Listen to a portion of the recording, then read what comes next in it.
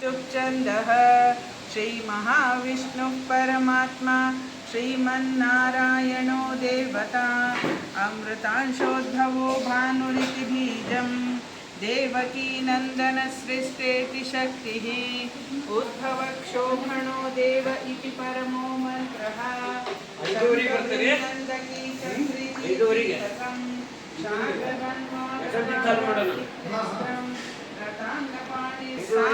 सामगस्सामेति कवचम् आनन्दं परब्रह्मेति योनिः ऋतुस्सुदर्शनकाल इति दिग्बन्धः श्रीविश्वरूप इति ध्यानं श्रीमहाविष्णु प्रीत्यर्थे श्रीसहस्रनामजपे विनियोगः अथ ध्यानम् क्षीरोदन्वप्रदेशे शुचिमणिविलससैकतैर्मौक्तिकासनस्तस्फटिकमणि निभैर्मौक्तिकैर्मण्डिताङ्गः शुभ्रैरभ्रैरदरभ्रैरुपरिविरिचितैर्मुक्तपीयूषवर्षधि आनन्दीन पुनीयादरि नदीनलिनगदाशङ्कपाणिर्मुकुन्दः भूपादौ यस्य नाभिर्वियदसुर नीलचन्द्रसूर्यौ च नेत्रे कर्णावाशा शिरोदोर्मुखमपि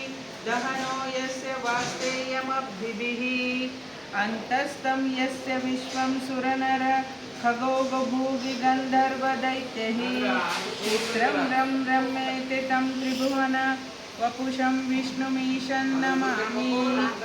ॐ नमो भगवते वासुदेवाय।